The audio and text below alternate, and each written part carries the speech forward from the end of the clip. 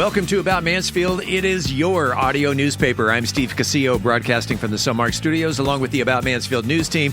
Colleen Daniel, as always, she's out there in Studio West. This is the March 11th, 2026, 311th edition. Coming up, it's Mansfield News, Talk, and Information.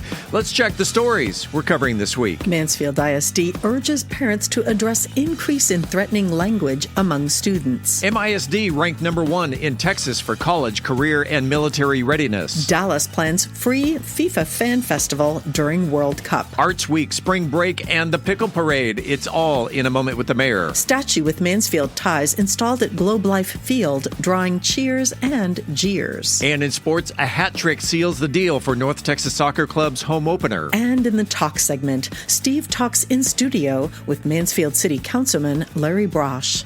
We are Mansfield's only source for news, talk, and information. This is About Mansfield. Hey there, it's Luke from Cool Hand Electric. Are you tired of dealing with plugs or lights that just won't cooperate? Well, don't fret. Give us a call. Worried about power outages or surges damaging your precious electronics? We've got you covered. Whether it's a whole house generator or surge protection, our solution-oriented Cool Hands are ready to tailor the perfect option that suits your needs and budget. At Cool Hand Electric, excellence is still cool. Cool Hand, Cool Hand, Cool Hand, where excellence is still cool. Hey, it's Steve Casillo. Have you ever wondered what a river cruise is really like? It's not a big ocean ship, no crowds, no long lines, just a relaxed way to experience Europe, one beautiful town at a time. This November 12th through 19th, Paradigm Travel Agency is hosting a Rhine River cruise aboard the elegant Ama Lucia, sailing from Amsterdam to Basel through the heart of Europe's castle country. You'll wake up in a new destination every morning, medieval towns, vineyard hillsides, and historic cities with guided excursions and exceptional meals already planned. You unpack once, and Europe comes to you. For more information, contact Claudine at ParadigmTravelAgency.com.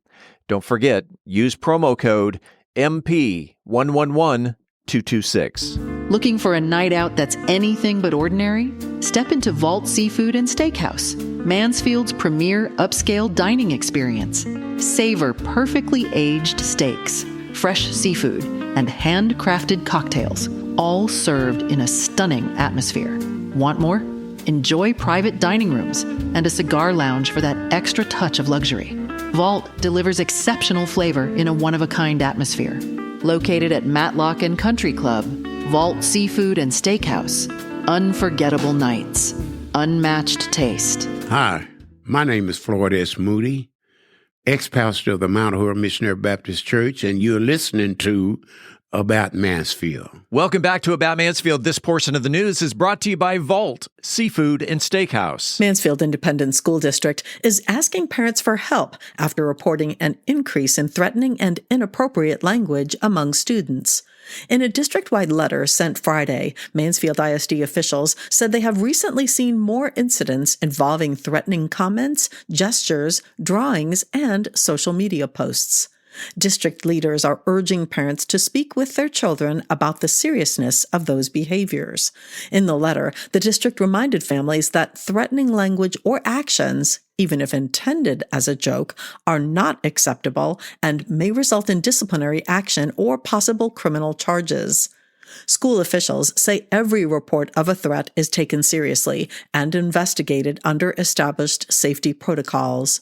The district also noted that resources are available online for students, staff, or community members who may be concerned about someone's physical or emotional safety. Mansfield ISD serves nearly 36,000 students across 48 campuses.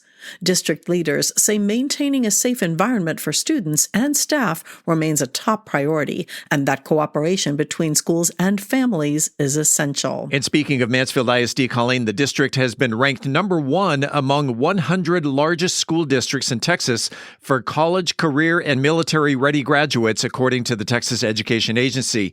CCMR, or College, Career, and Military Readiness, measures how well high school graduates are prepared for life after after graduation. The framework looks at indicators such as college enrollment, career certifications, and readiness for military service. The ranking places Mansfield ISD in the top among the state's largest districts in preparing students for post-graduation pathways.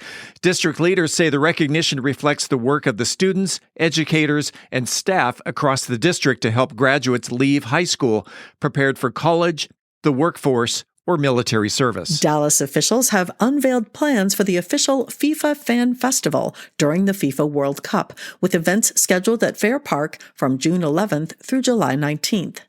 The Fan Festival will take place at the Pavilion at Fair Park Amphitheater and will be free and open to the public on all 34 World Cup match days. The site will close on the tournament's 5 rest days. Organizers say the festival will feature large screens showing World Cup matches, live entertainment, local food vendors, and cultural programming. Family-friendly activities are also planned, including a playground area, a mini soccer pitch, and interactive skills contests. According to the North Texas FIFA World Cup Organizing Committee, the festival space will cover about 1 million square feet and accommodate up to 35,000 attendees at a time. The pavilion itself is expected to hold about 20,000 people, with an additional 15,000 capacity in the adjacent festival grounds. The festival will open 1 hour before the first daily match and close 1 hour after the final match, though late matches starting at 10 or 11 p.m. local time will not be shown. Additional details, including entertainment announcements and premium ticket options, will be released at a later date. The Mansfield City Council held a regularly scheduled meeting on Monday evening. The following opinions, those of Michael Evans, may not necessarily reflect those of the Mansfield City Council. As we do every other Tuesday morning, top of the morning, Mayor Michael Evans. Top of the morning, Steve Casillo. Let's just hop right into the council meeting. You started talking about theaters, one of my favorite topics. Yes. As a matter of fact, we began the meeting by proclaiming March 2026 as Theater in Our Schools Month. Students from MISD high schools joined us to celebrate the occasion. Our new superintendent was there, Dr. Tiffany Spencer, and it was just a great time. And listen, we just appreciate those young actors and their teachers for growing the fine arts in Mansfield, because we are growing in that area. And speaking of arts, that segues right into the next topic. It does, because we heard all about the spring events from our community engagement team as part of this year's Arts Week from March 12th to March 18th, with painting classes, shows at the Far Best, Kids Day activities. There is going to be something for everyone this week, and during Arts Week, it's going to be outstanding this year. And then I know that people out there, they either love math or they hate math and numbers and dollar signs and stuff like that. We get into the sexy topic of the finances. Yeah, well, it's important that people know that we are handling the money. We're being good stewards of these tax dollars. So the financial department and our auditors presented the fiscal year 2025 annual comprehensive financial report. And the auditor presented Mansfield with what they call an unmodified or a clean opinion, which is the highest level of assurance that you can obtain on a financial audit. And listen, the city of Mansfield takes its financial processes and reporting very seriously. So we do the best we can to be transparent with all of our taxpayer dollars. And again, we applaud Troy Lestina and his entire group, because they come out shining every year, Steve, every year. Let's get into the consent agenda. All right. So we recommended the $262,000 community development block grant, that those dollars be used to improve sidewalks along West Kimball Street, 2nd Street, and 1st Avenue. Also, a construction contract worth $350,000 for asphalt and concrete crack and joint sealing. Also, a $135,000 contract for sidewalk improvements on East Broad Street near Julian Field Park. And my God, wait until you see that Veterans Memorial. We're going to dedicate that park in May. My goodness, that's going to be awesome. It's a beautiful park. It is something else. And the purchasing of a $437,000, listen to this, roll-off mount grapple loader. That's big equipment. That is heavy. That is very heavy equipment. And also on the consent agenda, the City Council canceled the May 2nd, 2026 general election, as we have two candidates, Steve, are running unopposed. That would be our Mayor Pro Tem, Todd Tenori, and Jim Vashaskas, as many of us know him as Dr. V. So they will begin their new terms in late May. And by canceling the election, the city of Mansfield is being responsible stewards of taxpayers' time and money. We save about $50,000, believe it or not. Nice. Yeah. So, that was primarily the crux of the meeting. And as we say every time we come together, my friend, if anyone wants to see the entire meeting, just go to mansfieldtexas.gov and they will see it. Oh, and guess what? Yes. You know what time of the year this is, right? It's my favorite time of the year. It's spring break, buddy. It's coming up this weekend. Yes, sir. And then coming up next weekend. Come on, you know what's coming up next weekend? Oh, the big boom, the big parade. The big parade, the country's one and only Pickle Parade. It's going to be outstanding. We always have a great time. As a matter of fact, I'll be myself, council members. We're going to be riding in Jeeps, buddy. In Jeeps. Yeah. I'll be there in the announcer's booth. I will be listening for you. You guys did a great job last year. Appreciate that. And I know it's going to be awesome this year. So we're going to say to people, the Pickle Parade is coming. Try not to get too pickled, but have a pickled good time. And just a quick note to the listeners, if you head out to the announcer's booth before the parade, do not bother me during the parade. Before the parade, come say hi, and I'm giving stuff away. You giving stuff away? I'm giving stuff away. All right. Well, we're going to wait and see what that is. That's right. That is A Moment with the Mayor. That is Mayor Michael Evans. And as we say every other Tuesday, go forth, prosper, have yourself a great day. And to you, God bless. Thank you, buddy. A newly installed statue at Globe Life Field in Arlington is drawing criticism because of its historical ties to events in Mansfield during the school desegregation era.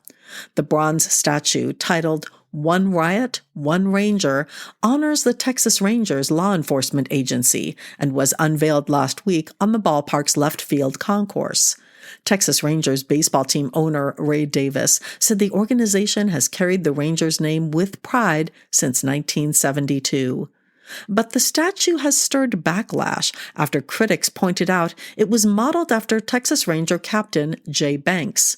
Banks was stationed in Mansfield in 1956 when the city became the site of protests over the court-ordered integration of Mansfield High School.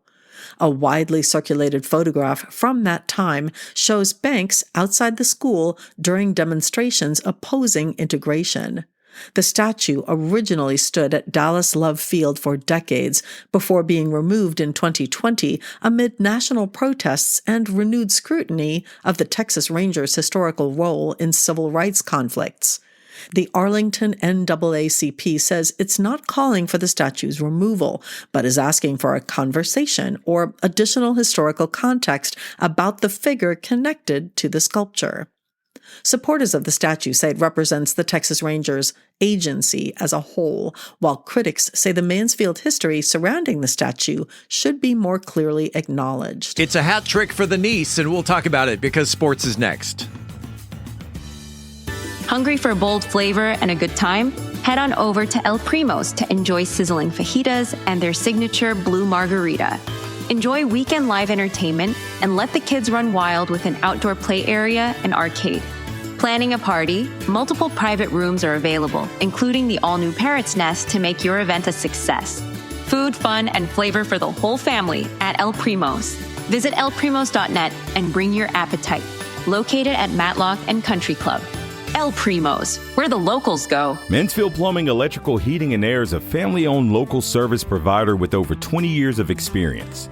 Servicing Mansfield and surrounding areas, we offer expert plumbing, electrical, heating, and air solutions focused on quality workmanship, customer satisfaction, fair pricing, and guaranteed results for homes and businesses. Call 817-473-8888. Mansfield Plumbing's never second rate.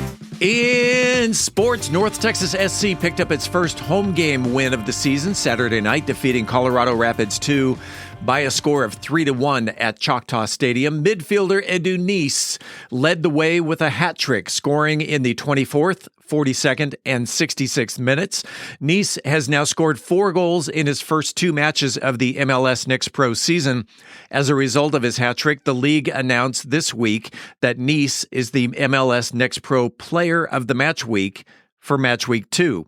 Goalkeeper Aiden Jordan, a product of the FC Dallas Academy, made his professional debut and recorded 8 saves in the win. Jordan becomes the first Academy goalkeeper to appear for North Texas SC since 2022. The match also marked the return of defender Enzo Newman, who came on in the 67th minute, his first appearance since suffering a torn ACL last April. North Texas SC improves to 1-0-1 on the season, and don't forget, the team moves to Mansfield Stadium on the 4th of July. Let's check Mansfield ISD basketball playoffs. Summit remains alive in the UIL boys basketball playoffs by defeating Burgess 50-30 in the regional finals and has moved on to the state semifinals. The 31-6 Summit Jags took on 29-8 Lucas Lovejoy Tuesday night at SMU in Dallas. The game was played past our publishing deadline, so be sure to check our Facebook page for the final score. In trying to make it 2 in a row, Summit won the UIL Boys 5A Division II state championship last year by defeating Fort Bend Marshall. In girls sports, the focus turns to Lake Ridge. In soccer, the Lady Eagles remained undefeated in district play with an 11-0 record and a 17-1-2 record overall, putting them in first place in the standings. 2 team standouts are sophomore forward Kylie Pete and senior goalkeeper Natalie Ardolph. Pete leads the team with 17 goals and 9 assists, while Ardolph has posted 52 saves and 13 shutouts in front of the net.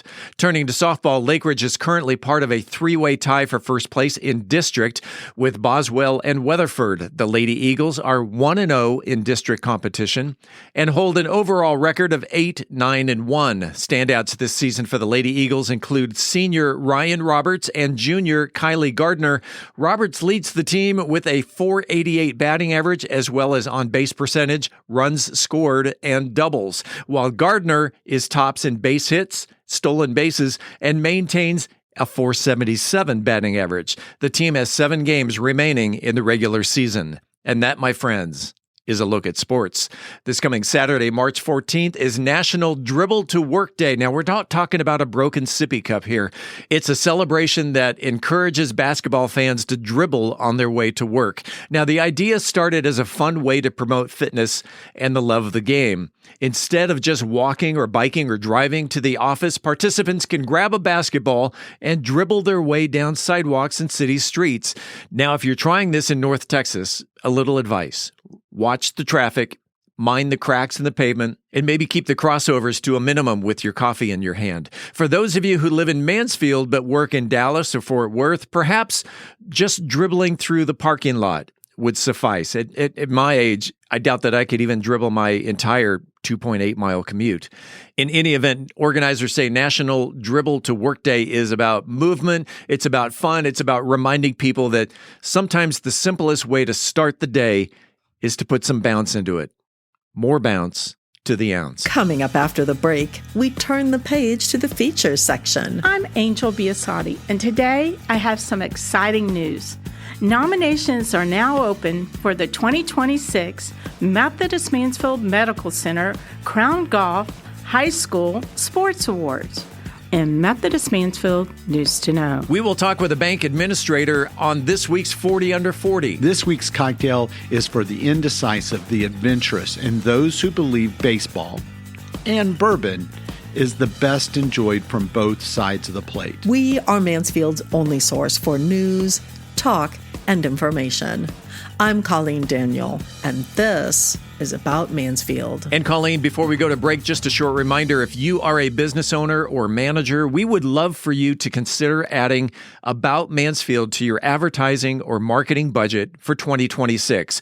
Give your business a marketing boost while helping keep our lights on and show our great community that you care about keeping news alive right here in Mansfield. You can reach out to us through our website contact page at aboutmansfield.com. Here's one of those sponsors, This portion of the news was brought to you by El Primo's, where the locals go. Hey there, it's Luke from Cool Hand Electric. Are you tired of dealing with plugs or lights that just won't cooperate? Well, don't fret. Give us a call. Worried about power outages or surges damaging your precious electronics? We've got you covered. Whether it's a whole house generator or surge protection, our solution-oriented Cool Hands are ready to tailor the perfect option that suits your needs and budget. At Cool Hand Electric, excellence is still cool. Cool hand, cool hand, cool hand, where excellence is still cool. At Methodist Mansfield Medical Center, we've been caring for our home team for over 15 years. Today, you'll find award-winning physicians on the medical staff, advanced neurosurgery, a Level 3 trauma center, critical care for newborns, and comprehensive orthopedic care. Methodist Mansfield, delivering the care our friends, neighbors, and home team depend on. That's community, and why so many people trust Methodist. Congratulations to Jenna Dancer, who was the first person to correctly answer last week's Mansfield trivia question. What year was Mansfield ISD established? Jenna knew that it was 1909 and has won a $25 restaurant gift card. Looking for the weekly, highly coveted, wildly popular About Mansfield trivia question? You can find it at its new home on the About Mansfield Facebook page. So log on to Facebook right now and hit the About Mansfield News Talk page. As always, the first person to email the correct answer will win a $25 restaurant gift card, courtesy of Joe Jenkins Insurance. Good luck. Hi, this is Joe Jenkins with Joe Jenkins Farmers Insurance, specializing in auto, home, commercial, and life insurance. I was born and raised here in Mansfield, Texas. We're active in the community, and Mansfield's a town we really care about. Our office has over 30 years' experience in the insurance industry, and we're passionate about what we do and about customer service. For a free quote, please visit our website at joejenkinsinsurance.com or give us a call at 817-472-6058. Once again, that website is joejenkinsinsurance.com. Hi, I'm Latasha Tagle, Executive Director of the Levitt Pavilion, Arlington, and you're listening to About Mansfield. Welcome back to About Mansfield, your audio newspaper. Let's open up the features section. Angel Biasatti is here to talk about an opportunity for area high school athletes in Methodist Mansfield. News to know. Angel? Today, I have some exciting news. Nominations are now open for the 2026 Methodist Mansfield Medical Center Crown Golf High School Sports Awards. We're looking for standout high school athletes from Arlington, Grand Prairie, Kennedale, and Mansfield who shine on the field, in the classroom, and in the community. This is your chance to celebrate student athletes who show talent, dedication, and sportsmanship. Whether it's on the court, the track, the pool, or on the field, coaches, parents, friends, educators, anyone can nominate a deserving athlete. Anyone can nominate a deserving athlete. So don't miss out. Nominate a high school athlete today at MethodistMansfieldSportsAwards.com and help us honor the next generation of champions. I'm Angel Biasatti, reporting for the About Mansfield podcast. The Mansfield Business Alliance has recently released their 40 under 40 list. These are 40 people, either at or under the age of 40. This is the next generation of leaders in Mansfield. These are CEOs, these are executives, they are entrepreneurs, and they're everyday people, just like you and me. And one of those people is in the studio today. My guest is a commercial banking professional based right here in Mansfield. She's the assistant vice president with Frost Bank. She works with small businesses and entrepreneurs across North Texas on lending, growth planning, and the kind of financial decisions that keep owners up at night staring at spreadsheets. She's also the vice chair of the board for Open Arms Health Clinic in Arlington, a nonprofit providing health care to uninsured and underserved families, proving that she can balance both balance sheets and community service. Werda Veliu. Hi, Steve. Welcome to About Mansfield. Thank you. Tell me what that means to you. You are one of the chosen one. What does it mean to you to be a 40 under 40? Okay. Well, I mean, I feel really honored. Yeah. And I don't know if I did anything extra special. I just, worked with my community, worked at my job, worked at home, and put myself out there. Do you know who nominated you? Probably colleagues. Okay, but so you don't know specifically who nominated you? I have a couple that I thought. The usual suspects. Yes. You work at Frost Bank. I do. At the one here in Mansfield? In Mansfield on 287. 287 and Walnut Creek. Walnut Creek. Okay. By in the Tom Thumb Shopping Center. Yes. How long have you been working there? This location, about 3 years. I've been with Frost for 6 years. And as I mentioned in the title, you do commercial banking? I do. Tell me what a typical day in the life of Verda. Oh my gosh, day goes very differently every single day, because some days I dedicate to calling on customers, which is finding customers that may need banking here in the community. Some days it's actually underwriting the loan that we have in front of us, and then some days are meetings all day in and out that I either put on my calendar or someone put on my calendar. So it looks very different. But a lot of it is to be out and about in our community, and that's what keeps me going. You're out there shaking hands. Yes. Okay. When you were young, growing up, is banking something that was in your sights, or did it just kind of fall on your lap? I don't know if it fell in my lap. Yeah. Because I definitely wanted to be a teller when I was 18. Really? Yes. Okay. So I went into banking at, I think, 19 and just never left. I did leave a few years in between to do odd jobs just to figure out what I wanted to do, and then realized banking is it for me. And I always tell the younger bankers that get hired, has a way of sucking you in. It just has good hours, good people, and I was told by a teller that they wanted to be a teller because they liked the smell of money. No? I don't like the smell of money. You don't like the smell? Okay. To each his own. Yeah, to each their This own. one person says, and I'm out there thumbing the ones and fives and tens, and she goes, I really like the smell of money, but it's not for you. No. Okay. Maybe new money. There's a difference. Oh, right off the press. Yeah, maybe. Have you been up to the Mint in Fort Worth? Maybe on a school trip when I was really young in elementary, but not as an adult. Okay. As a 40 under 40, what's the most difficult part of your job? Probably the hardest part is saying no when I really want to say yes. Can you give me an example? Customer wants a loan. Mm-hmm. I know their passion is there. I know their dedication is there, but the numbers don't necessarily. But the risk is there. Yes. And the risk is too high for the bank. Yes. Okay. And that makes it difficult. It makes it difficult because I want to give them the money. And we actually are, as underwriters, you come into the bank and they tell you, think of it as your own money. Would you lend this person? Well, on paper, I wouldn't. But character and knowing the person, I would love to. The banking industry, because you're out shaking hands in the community, you are probably working a little more than just 8 to 5. Yes. Tell me about work-life balance, or is there a work-life balance? I think if you consider the work part of it as a job, then there's not a work-life balance. But if you look at it like I'm hanging out with our community that becomes friends, and you involve your family, then it can become a balance.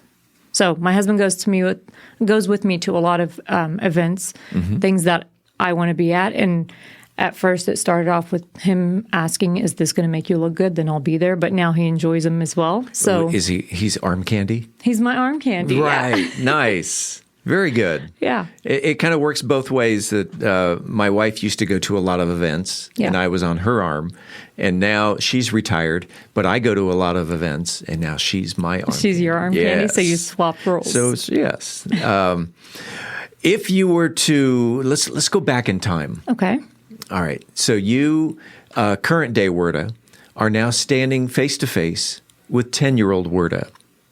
What advice would you give her? To just be yourself and keep going and don't hold back. I actually think about that a lot. Yeah. I do. I've oftentimes just reflected and told myself, wow, this is the place I would want to be when I was a kid, not even knowing that this place existed. So you have worked your way up from, you mentioned teller and then a couple of odd jobs. You went back into banking.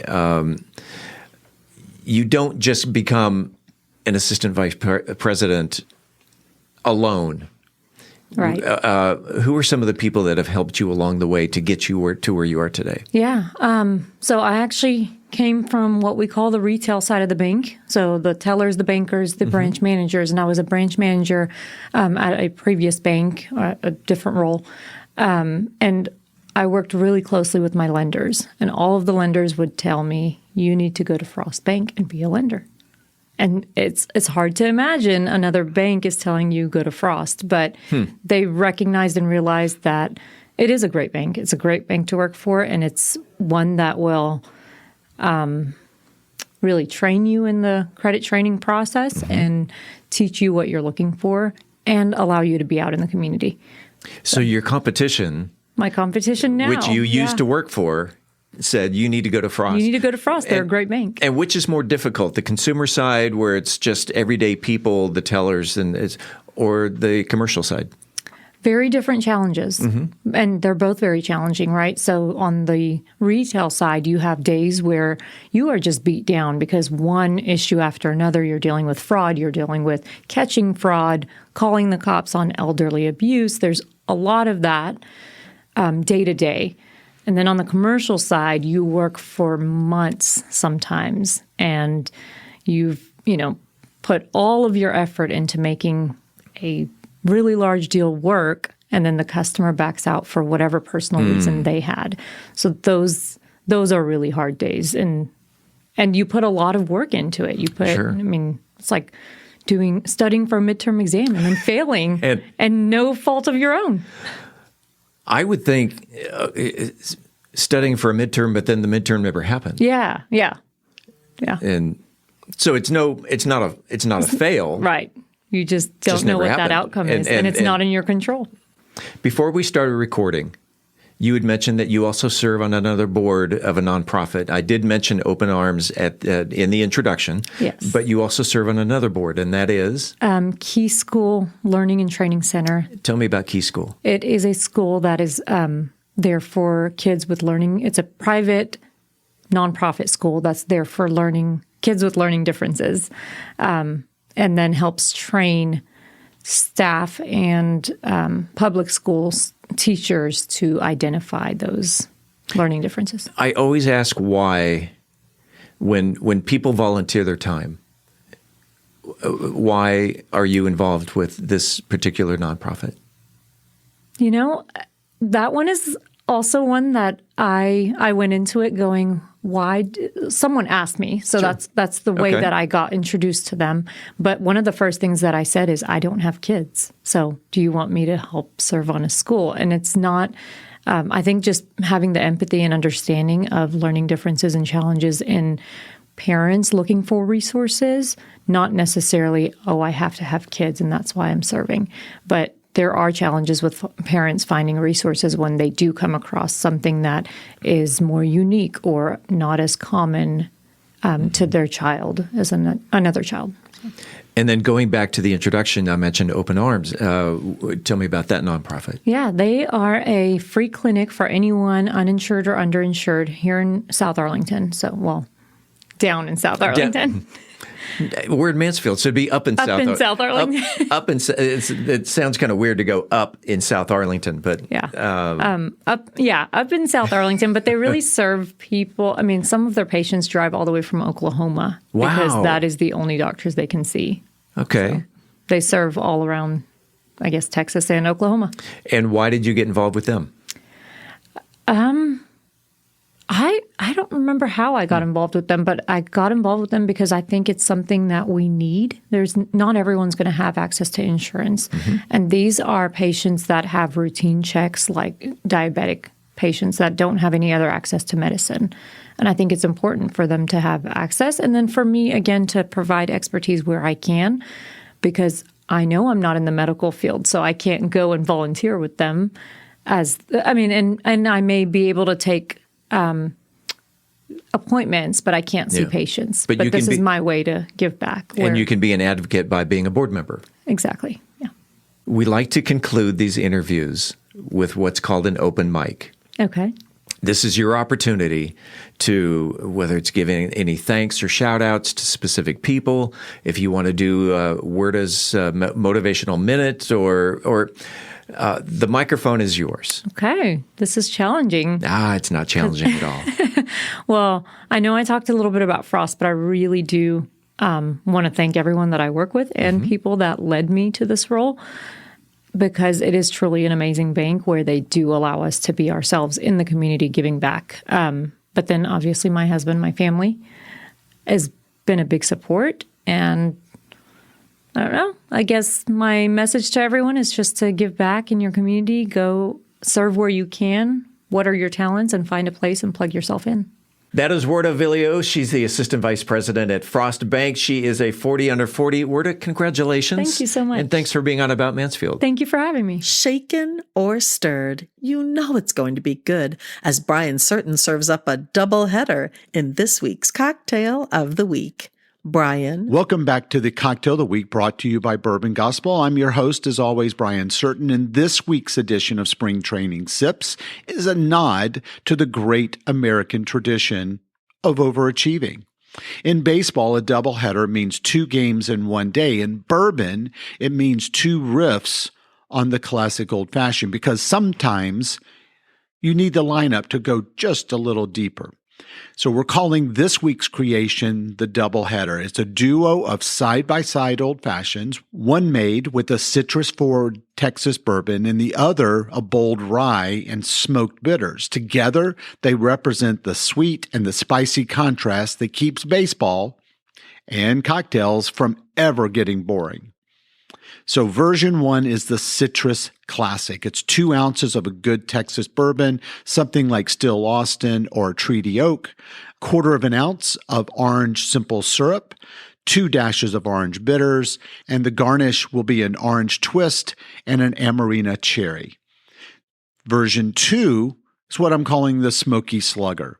So instead of bourbon, we're going to use 2 ounces of rye, 1/4 ounce of Demarra simple syrup, that's a darker brown simple syrup, 2 dashes of smoked bitters, and then garnish with a lemon twist and a torched rosemary sprig. Glassware is going to be 2 old-fashioned glasses, 1 large clear cube in each, and then you're going to be serving it side-by-side, flight style or shared. For each cocktail, in a mixing glass with ice, combine the whiskey, the syrup, and the bitters. Stir until well chilled, about 20 to 25 seconds. Strain into a rocks glass over a single clear ice cube and garnish accordingly. Pro tip, serve both side by side on a slate board with a baseball scorecard napkin. Trust me, it plays. The mocktail version, this is the minor league duo, is for the citrus. You're going to do 2 ounces of orange juice, 1/4 ounce of a honey syrup, and then 2 dashes of orange bitters. And then the second is the Smoky Slugger mocktail, 2 ounces of cold brew tea, 1/4 ounce of Demarra syrup, and then a dash of lemon and a touch of smoked salt. Build both over clear ice and rocks glasses and garnish like their adult counterparts.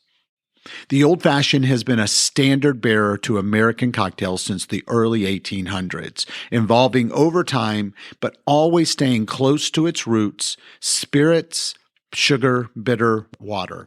So again, the roots of spirits, sugar, bitters, and water. Baseball's doublehead tradition dates back to the early 20th century when games were squeezed in before sundown. No lights, just hustle. Similarly, this duo cocktail is a nod to that hustle and that veracity. 1 drink won't do, 2 is just right. And while most people think bourbon, sweet, rye, is spicy, the real fun comes when you taste them together and discover a full range of this classic American whiskey. And that's what makes the doubleheader more than a novelty. It's a flight through flavor. So this week, embrace the doubleheader, try both cocktails, pick a favorite, or enjoy the balance, because sometimes the only thing better than one perfectly crafted old-fashioned is two. As always, I'm open to hear your take and your input. You can reach me at brian@bourbongospel.com. And until the American statesman Mark Twain said, too much of anything is bad, but too much whiskey is barely enough. Reporting for the About Mansfield podcast, I'm Brian Certain. We're back in 60 seconds with Steve's in-studio interview with Mansfield City Councilman Larry Broseh. Imagine a city where innovation knows no bounds, where dreams take flight, and the future unfolds before your very eyes. Welcome to Mansfield, a beacon of growth and a testament to vision. In the heart of Mansfield, a remarkable transformation is underway. But it's not just about the physical landscape. It's about the spirit that drives us forward. A spirit of collaboration that bridges cultures, a spirit of entrepreneurship that fuels prosperity, and a spirit of community that binds us as one. Mansfield is more than just a place. It's a canvas where diversity paints the picture of progress. From art festivals that ignite creativity to tech hubs that redefine boundaries, this city celebrates every voice, every passion. Mansfield, where growth knows no limits and the vision is limitless.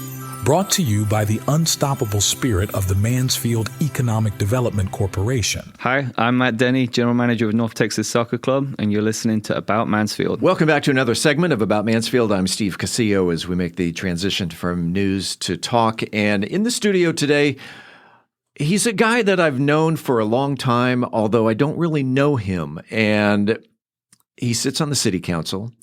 I've had a lot of city council people on the show. Mayor Evans, of course, is here every couple of weeks with A Moment with the Mayor, Todd Tenori, Tamara Bounds, Brent Newsom, Juan Fresquez, Todd Simmons. They've all been in the studio. As you know, city managers, Joe Smolinski, he comes in every now and then. And we've had countless department heads and city staff. The one, the only elusive person that I've really wanted to have in the studio today, Larry Broseh. Welcome to About Mansfield. Well, thank you, Steve. I'm a very elusive person. You are. Obviously. Why is it that now, okay, first of all, we've got to set the record straight. How many years have you served on the city council? I am finishing up my 24th year. 24 years, because everything I see says 18 to 20, 24 years. So I started was elected in 1998. It was 99. Steve, I don't even know when I started. I was elected in 1999 and ran through 2002 and was unseated by a young man by the name of Marvin Calden. Oh. And he ran for one term, and I ran in 2005 against the same individual and won that seat back and have been on since then. So that was another 21 years. Have you always been in place 7? Always been in place 7. So yes. Marvin left, and he did try the following year, I believe, for place 6 and was unsuccessful, and he left the local public eye. Before we get into the nuts and bolts of your time on city council and your life in general, first of all, let me ask about your last name, because I hear people go, oh, Larry Broseh, or Larry, because it's Broseh. What's the origin of your last name? I understand it is from Germany. Okay. And as best it's that I have been able to research, it's somewhere in Eastern Germany. And I have a saying that I believe my great-grandfather, who is the Broseh that came over, I always said he must have just slipped when he was writing his name. It had to have been a C instead of an E. And they just mistook it up there on Ellis Island for an E. Huh.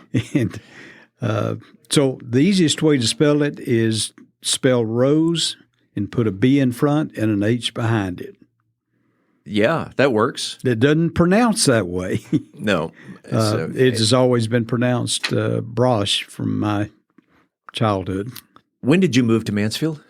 1984. Where'd you come from?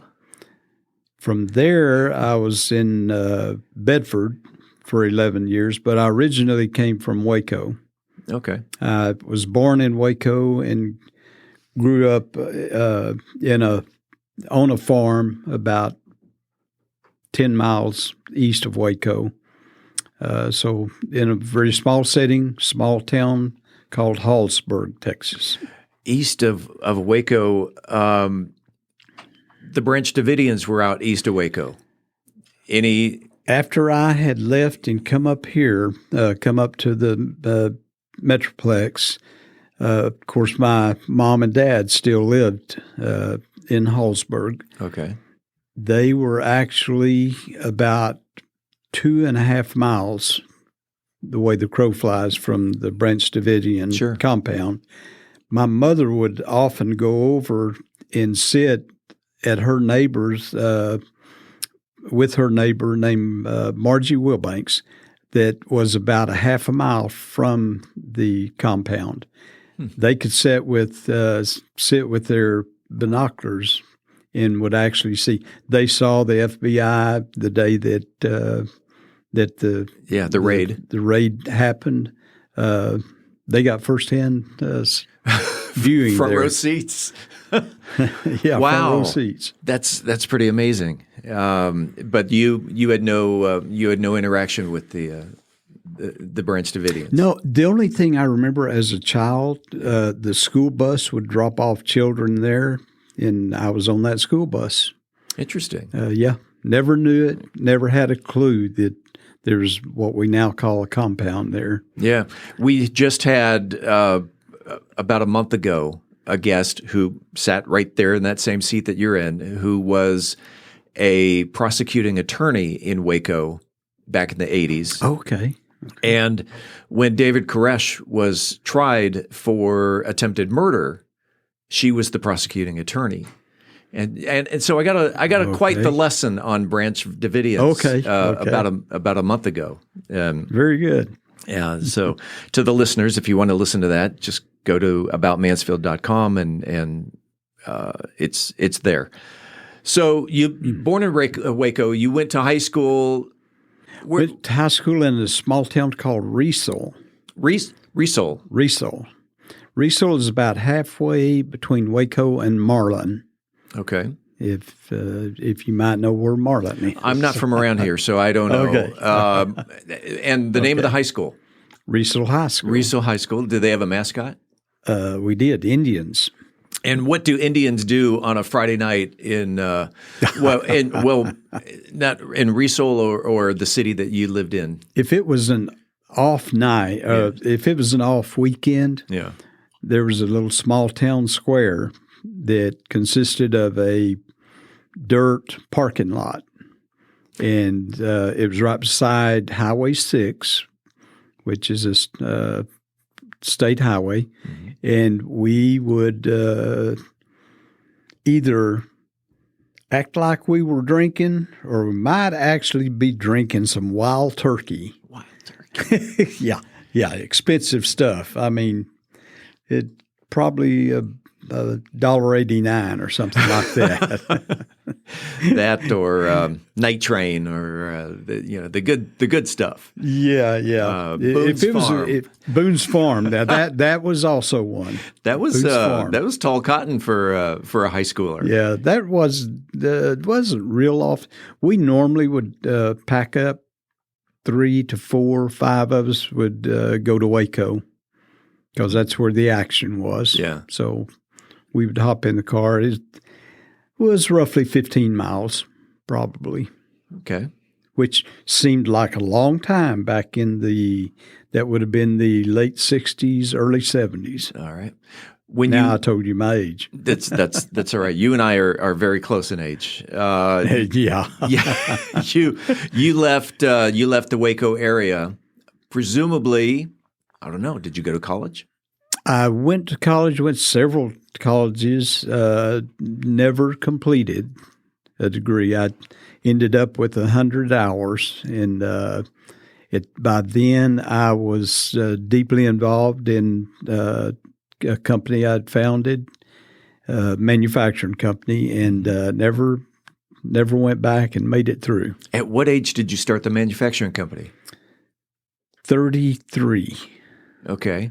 And was that... that was Drill Master International. Drill Master International. Where was that located? They were also located in Waco? Was located in Arlington. Oh, no, Arlington. I had moved up here. Okay. I moved to the Metroplex when I was 20 years old.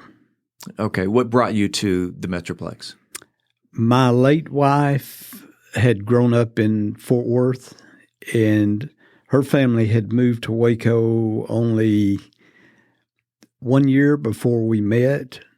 So she had roots up here, and she convinced me that we needed to move back after about a year and a half of marriage.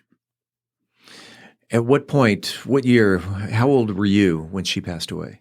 51. Okay. So you've been married almost 20 years? Almost 20 years. This March will be 19 years. Wow. Yeah. Tell me about Drill King International. You started that in your 30s. Right.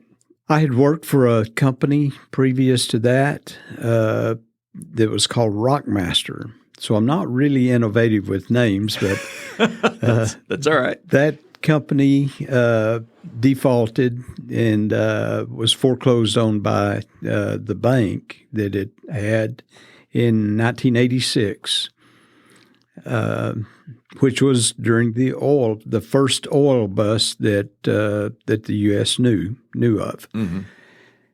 So in 1986, I was given an opportunity to go to another company that had purchased the assets of the company I left that defaulted. That was Rockmaster.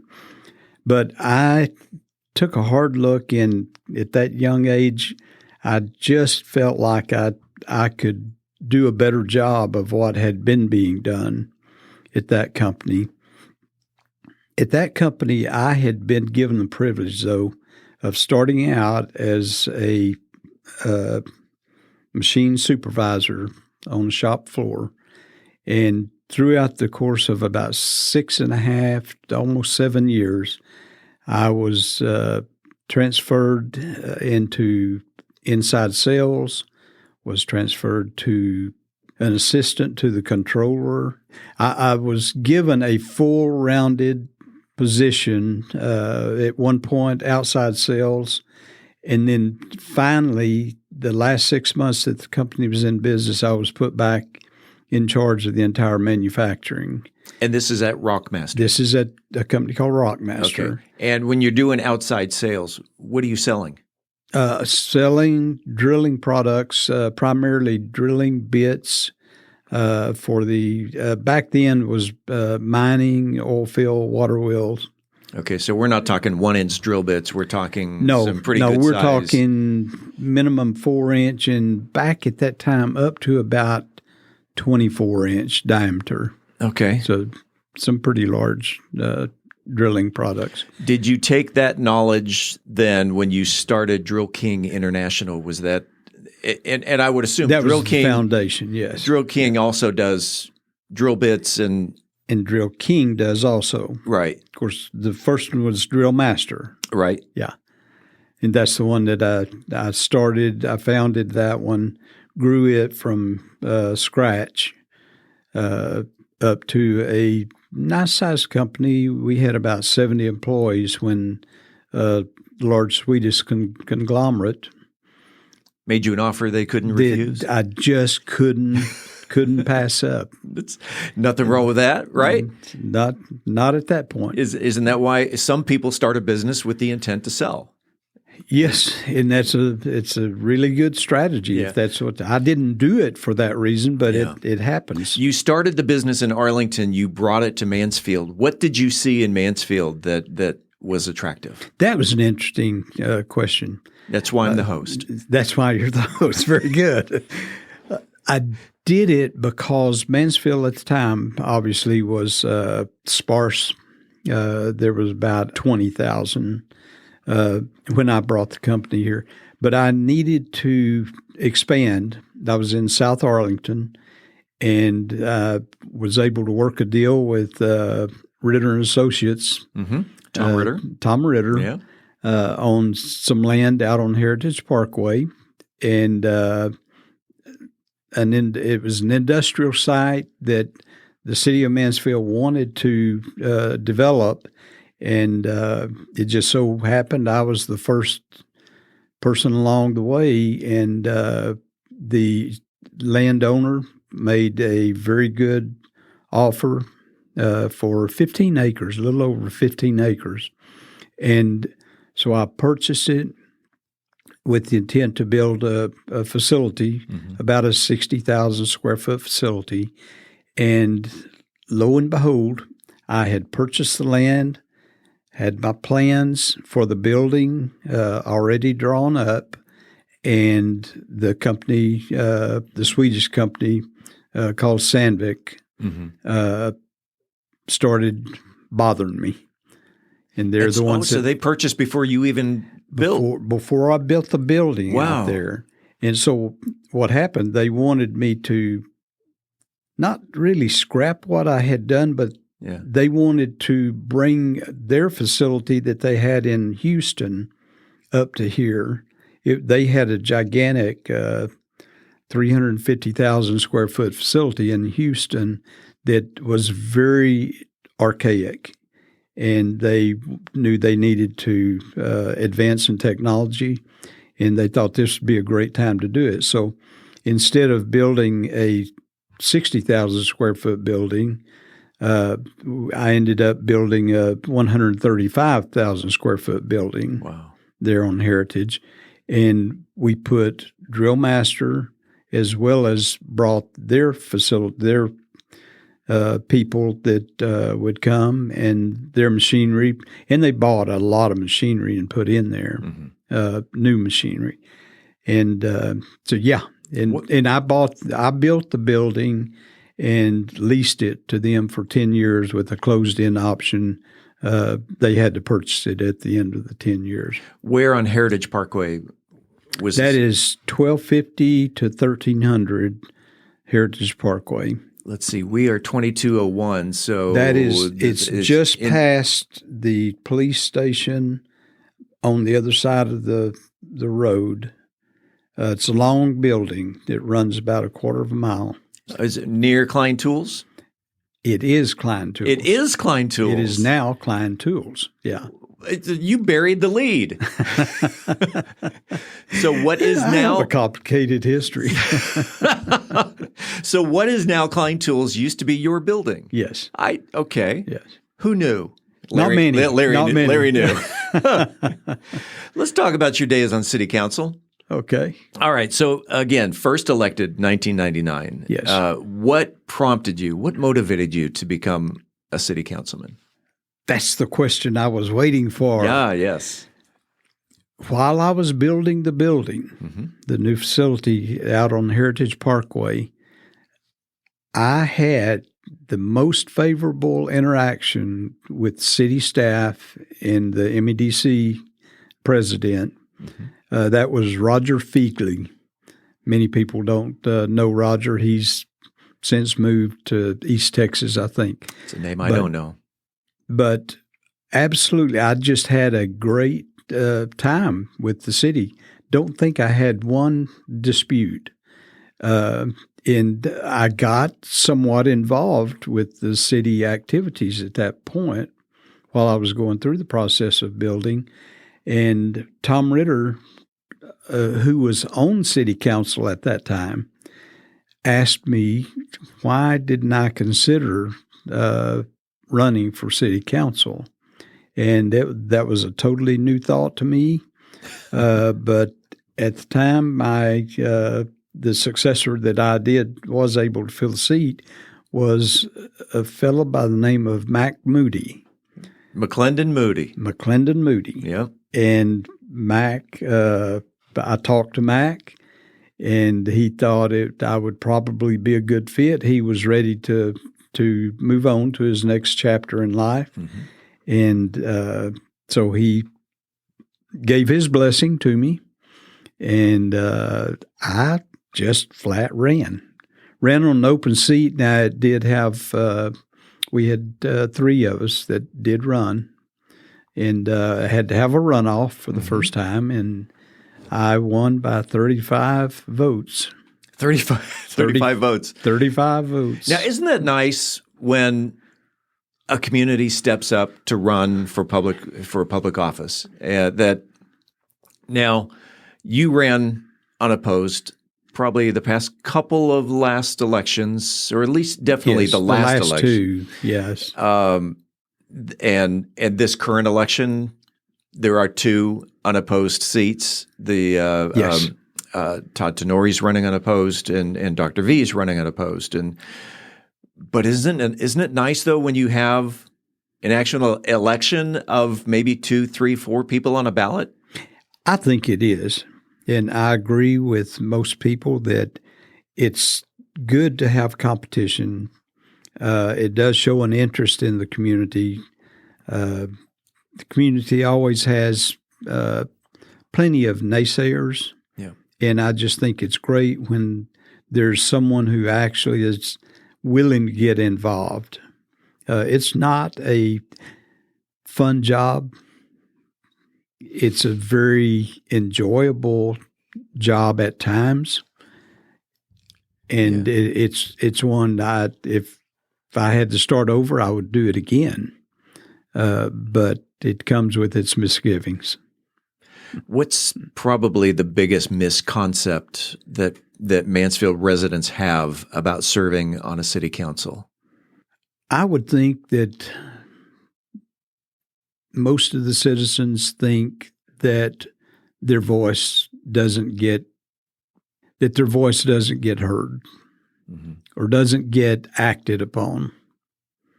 And it's hard to change that. Many of us have tried throughout, the last 2 decades. Yeah. Well, if there's one issue and someone is anti and someone is pro, you've heard both of those voices. Exactly. But you can only go in one direction. Yes. And if you go the pro side, those that are on the anti side, those are the ones that feel their voice wasn't heard. That's correct. And occasionally when you get a multitude of people who are opposed or in favor of something, and when I say a multitude, I'm thinking there's a handful of times that 50 people have gotten in touch with me. When I hear numbers like that, I will bend to that direction, even though I may think that may not be the best idea. If I believe it's a totally wrong idea, I try to explain it as best I can and would vote the way that I feel. But as a general rule, when you have a number of people saying the same thing, I have always listened. Because you're representing your constituents. That's correct. And when you represent constituents, you get reelected. Yes. Yes. Yes. Yes. He says with a smile. You have served under a couple of city managers, several mayors. You've worked with a multitude of city council members. Let's not talk about the current city council because you still have to work with them. So is there Right. is there a city council that you really had a rough time working with? A rough time. A rough time. You know what? Yes. Can you talk about it? My first term, I was, for some reason, I think it was because I just built that big building. Sure. I was considered the concrete guy. I was the guy that wanted concrete all over Mansfield.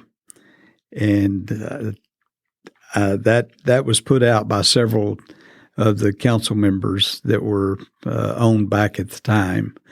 And I'm trying to remember back then who all was on. There were 2 ladies, Marianne Johnston and Linda Herndon. There were then myself and 4 other men. Blake Evans, my mind slips me. And others.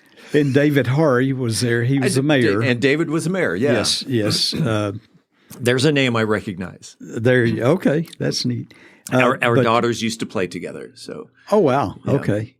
But the ladies didn't like the idea that they thought I was the concrete guy. So my initial recommendations when I came on to the city council back then was to keep housing at 1222s. In other words, minimum 12,000 square foot lot, minimum 2,200 square foot homes. From there, it went down. It went to smaller lots. And, of course, we since then have changed that ordinance. Now I think our minimum is 2,400 or 2,600 square feet for homes. At any rate, that was what I ran on and what I really pushed there for the first term or so. But yet I was considered the concrete guy. When you ran back in 1999, you mentioned that you ran because it was a great experience. Then you took a term off, 3 years. Yes. And you ran again in 2005. Right. What prompted you to come back even though you were off for a term?